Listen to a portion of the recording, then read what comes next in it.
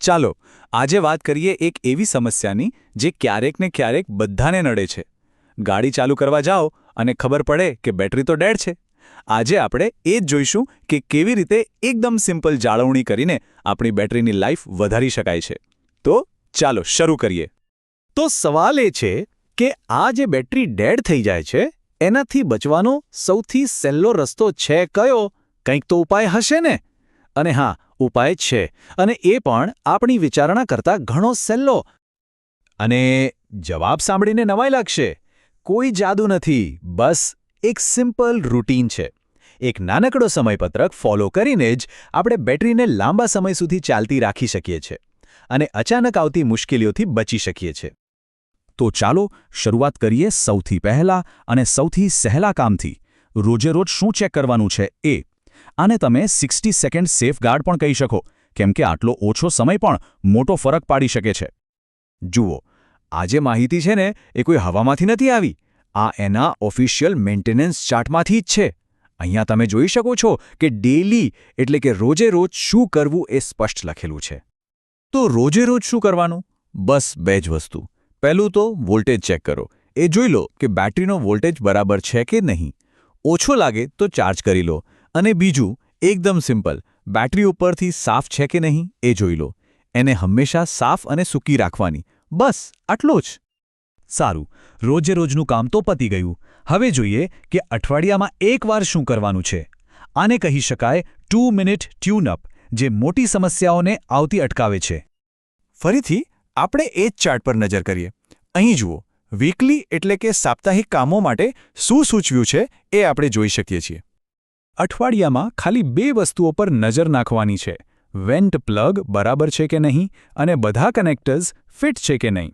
આ એક નાનકડી તપાસથી એ ખાતરી થઈ જાય કે બધું બરાબર જોડાયેલું અને સુરક્ષિત છે. અને હા, આ બહુ જ જરૂરી છે.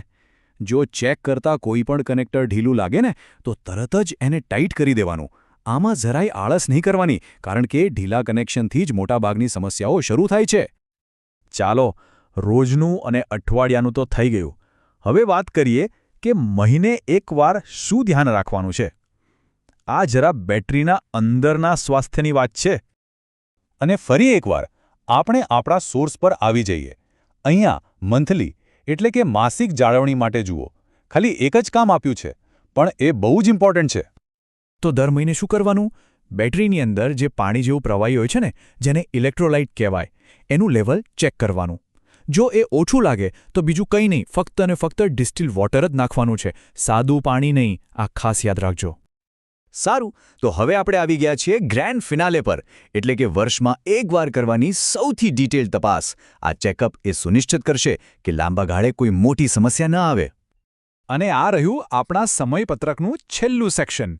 અહીં યરલી એટલે કે વાર્ષિક તપાસમાં શું શું આવે છે એની પૂરી વિગતો છે. ચાલો એને સમજીએ. વર્ષમાં એકવાર જોશો તો કદાચ બેટરીના ટર્મિનલ પર સફેદ સફેદ પાવડર જેવું કંઈક જામી ગયેલું દેખાશે. આને સલ્ફેશન કહેવાય. પણ ચિંતા કરવાની જરૂર નથી. બસ એને સાફ કરીને એના પર થોડી પેટ્રોલિયમ જેલી લગાવી દો, એટલે ભવિષ્યમાં કાટ નહીં લાગે. આ સિવાય વાર્ષિક તપાસમાં બીજી 2 ખાસ બાબતો છે. પહેલું છે સ્પેસિફિક ગ્રેવિટી. એક હાઇડ્રોમીટર નામનું સાધન આવે. એનાથી ઇલેક્ટ્રોલાઇટની ઘનતા માપવાની. જો એ ઓછી હોય તો મતલબ કે બેટરીની તબિયત બરાબર નથી. અને બીજું, આખી બેટરીનું બોડી એટલે કે કન્ટેનર બરાબર ચેક કરી લેવાનું.